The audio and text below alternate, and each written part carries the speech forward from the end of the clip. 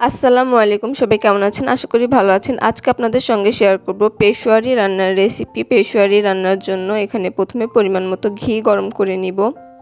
ঘিটা গরম হয়ে গেলে এর মধ্যে দিয়ে দিব পরিমাণ মতো তেল। তেলটা গরম হয়ে গেলে এর মধ্যে দিয়ে দিব পরিমাণ মতো পেঁয়াজ কুচি।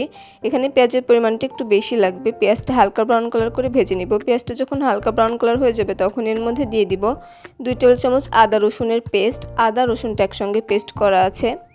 এরপর এর মধ্যে দিয়ে দিব আগে থেকেই ধুয়ে পরিষ্কার করে রাখা গরুর মাংস। বাটা মশলা কাঁচা গন্ধ চলে গেলে মাংসটা দিয়ে দিব।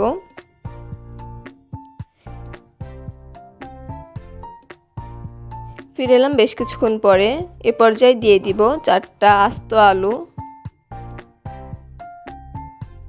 এরপরে এর মধ্যে দিয়ে দিব 15 থেকে 20টা কালো গোলমরিচ। এরপরে এর মধ্যে দিয়ে দিব আস্ত রসুন, আস্ত পেঁয়াজ, আস্ত কাঁচামরিচ আর দিয়ে দেব 2টা টমেটো ফালি করে কেটে রাখা।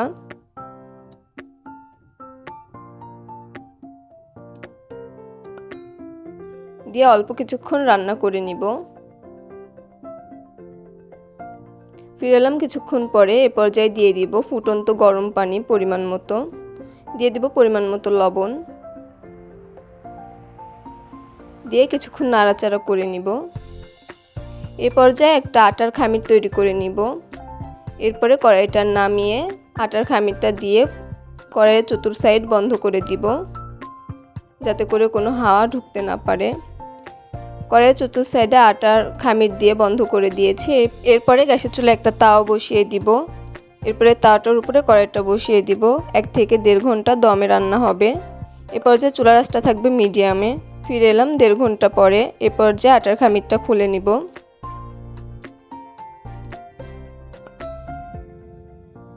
রান্না অলমোস্ট ডান। দেখে নিশ্চয়ই বুঝতে পারছেন মাংসটা কতটা সফট হয়েছে। রান্নাটি করতে খুব বেশি মশলার প্রয়োজন হয় না।